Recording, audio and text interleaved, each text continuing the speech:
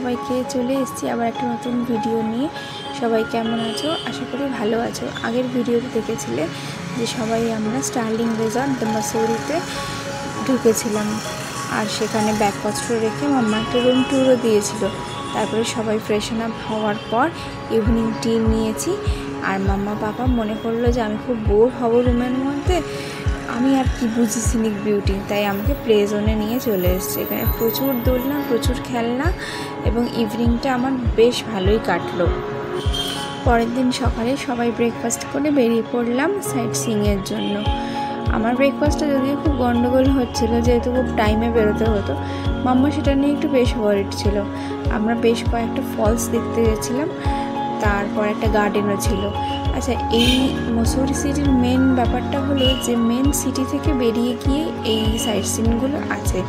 তো আমরা একদম হিল টপে ছিলাম, আর সেখান থেকে বেরিয়ে এসে অনেকটা নিচের দিকে নামতে হতো, তবে এই সাইট সিনগুলো পেতাম। তো বলতে গেলে আমরা প্রত্যেকবারই শহর থেকে বেরিয়ে আসতাম।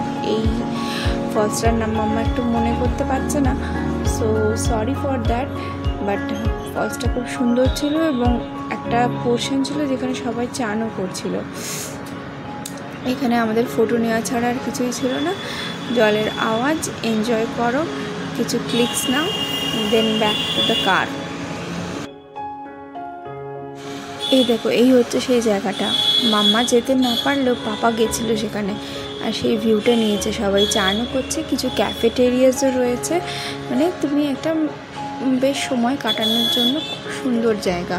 তুমি চা, কফি, স্ন্যাক্স খাও, ওখানে চান করো। এখন অত ঠান্ডা ছিল না, সেই জন্যই সবাই চানটা করছিল, কারণ এটা অক্টোবর মাস ছিল। তো বেশ রিল্যাক্সিং টাইম। তারপর এটা যাওয়া হচ্ছিলো নেক্সট আরেকটা কেম্পটি ফলস বলে। দেখো, আমি প্রচণ্ড কাঁদছি, কেন কি একটা কার আমি দেখে নিয়েছি, সেই কারটা আমার তখন চাই। আর তাড়াহুড়ো করে, যেহেতু সময় সব কিছুই খুব সময়ের ব্যাপার, তাই তাড়াতাড়ি করে রোপওয়েতে ওঠার ব্যাপার ছিল, যেটা আমাদের ফলসের দিকে নিয়ে যাবে। এখানে প্রচুর রোপওয়ে চড়া হয়েছে, কারণ প্রতিটা ডেস্টিনেশন একটা পাহাড় থেকে আর একটা পাহাড়ে যাওয়ার জন্য সব রোপওয়েই হচ্ছে কানেকশানস। তো এটা ওপর থেকে নিচের দিকে নেমে যাচ্ছে আর একটা ফলসের দিকে, কেম্পটি ফলস, যেখানে সবাই চান করছিল। এটাও একটা বিশাল ফলস, যেখানে পাপা কিন্তু নেমেছিল চান করার জন্য, যদিও সেই ভিডিওটা মাম্মা নিতে পারিনি, যেহেতু আমাকেই সামলাতে ব্যস্ত ছিল। আর ওইদিকে দাদু দিদা তো যেতে পারেনি, অ্যাজ ইউজুয়াল দিদার পায়ের প্রবলেমের জন্য।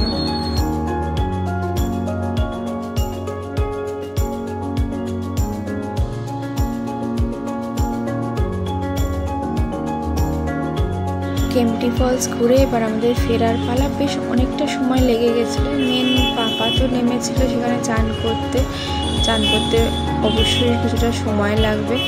তারপর মানে মসুরির রাস্তাগুলো খুব সরু সরু, এবং গাড়ি পার্কিং করা খুব সমস্যার, যেটা মেন আমার মনে হয়েছে বাকি পাহাড়গুলোর থেকে। আমার মাম্মার মনে হয়েছে যে এখানকার রাস্তাগুলো ভীষণ সরু সরুর জন্য সব কিছুই খুব ন্যারো, যেটা অন্যান্য পাহাড়ে এতটা ফেস করতে হয়নি, যদিও সব পাহাড় ঘোরা হয়নি। এ দেখো, দূর থেকে একটা ভিউ তোমরা পেলে বোধহয় ফলসটার একদম নিচের দিকে। এই যে সবাই এখানে চান করছে।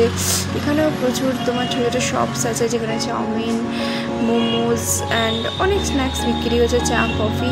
এখানেও বেশ কিছু সময় কাটাচ্ছে যাদের কাছে লেজার টাইম আছে, কিন্তু আমাদের পরপর যেহেতু যাওয়ার আছে। এই দেখো, রোপওয়ে নিচের দিকে নেমে যাচ্ছে, একটা দুটো তিনটে করে, আবার একটা দুটো তিনটে করে ওপরের দিকে উঠছে, যাদের হয়ে যাচ্ছে। এরমভাবে কন্ট্রোলিং হচ্ছে।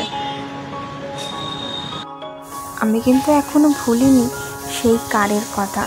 কাঠের তৈরি সেই জিপ গাড়িটা আমার এখনও মনে আছে।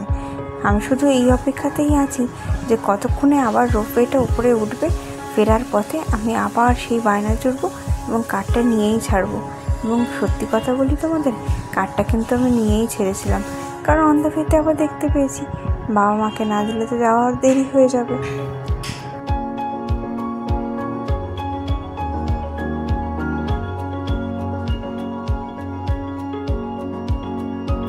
কেম্পটি ফলস কভার করে আমরা বেরিয়ে পড়েছিলাম সেই গার্ডেনের উদ্দেশ্যে।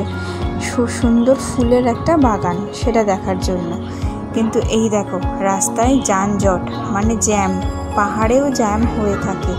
এর কারণ মুসৌরি শহরটা খুবই সরু সরু রাস্তার উপর দিয়েই তৈরি হয়েছে, মানে একটা হিল টপের মধ্যে, কিন্তু যে রাস্তাগুলো দিয়ে যাওয়া হচ্ছে মুসৌরি শহরের দিকে খুব সরু রাস্তাগুলো, এবং তার জন্যে প্রচণ্ড যানজট হয়, জ্যাম হয়। এবং ওর যে হার্ট অফ দ্য সিটি যেটাকে বলো, যে ক্রসিংটা বা সেন্টারটা, সেটাও প্রচণ্ড ক্রাউডেড। যতবারই গেছি খুব ক্রাউডের মধ্যে পড়তে হয়েছে, এবং গাড়িতে ওঠা একরকম দুষ্কর হয়ে যায়। ওখানে গাড়ি খুব চালানো মুশকিল, তার জন্য গাড়ি ছেড়ে হাঁটা পথেই যেতে হয়। আর এই দেখো আমরা সেই গার্ডেনে চলে এসেছি। খুব সুন্দর ফুলের গাছ, যেমন ক্যাকটাসের বিভিন্ন ধরনের প্রজাতি, প্রচুর রকমের গাছ শেপস করে কাটা, বিভিন্ন অ্যানিমালস রয়েছে। খুব সুন্দর ছিল গার্ডেনটা, অনেক রাইডসও ছিল, কিন্তু খুব সাহস করে আর মামা চড়ায়নি আমাকে, কারণ আমি তখন নিতে পারবো কিনা শিওর ছিল না। গার্ডেন কভার করে আমরা চলে এসেছি সেই ম্যাল রোডে, মানে মুসৌরির ম্যাল রোড। এখানে সেই ক্রসিং হার্ট অফ দ্য সিটির সেন্টারে গাড়িটা ছেড়ে দিতে হবে, দিয়ে তারপর তোমার হাঁটা পথেই এখানে যেতে হবে।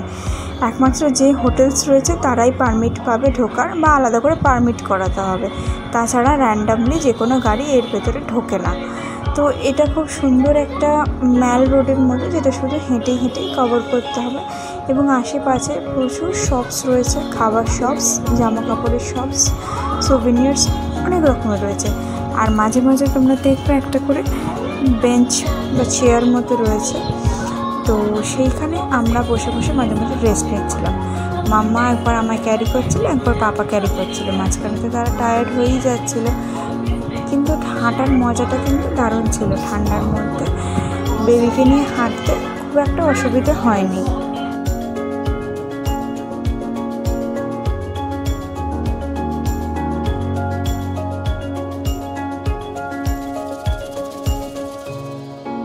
হাঁটতে হাঁটতে পাপা দেখছে পাপার ছবিটাই আর কেউ তোলার নেই, তাই পাপা একবার সেই ফাঁকে নিজের মুখটা বাড়িয়ে বাড়িয়ে নিজেরও একটা করে সেলফি মতো নিয়ে নিচ্ছে, বা নিজেরও ভিডিও ক্লিপটা নিয়ে নিচ্ছে, নাহলে তো শুধু আমার আর মাম্মারই ছবি উঠছে।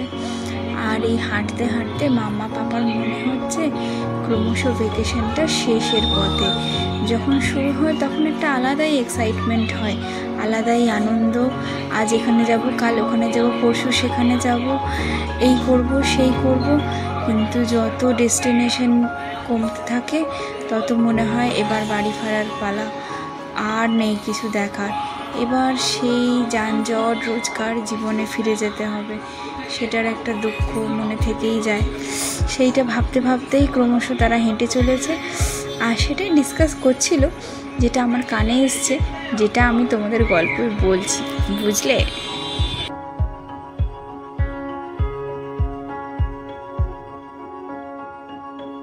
বিকেলের রোদটা পড়েছে, ঠান্ডার মধ্যে গায়ে রোদটা ভালোই লাগছে বেশ। আর এই এক একটা হোটেল যখন চলে যাচ্ছে, তার ফাঁক দিয়ে এই পাহাড়ের রেঞ্জগুলো যে দেখা যাচ্ছে, সেই দৃশ্যটা অন্যরকম, যেটা হয়তো ফিরে গেলে আর দেখতে পাবে না। আর মাঝে মাঝে ছোটো ছোটো শপসগুলো রয়েছে, আর বিভিন্ন হোটেলের ব্রেকফাস্ট, লাঞ্চ, সেগুলো যেগুলো দেয় ওরা বাইরে প্ল্যাকার্ড টাঙিয়ে রেখেছে, যেইগুলো অ্যাভেলেবেল আছে হোটেলে।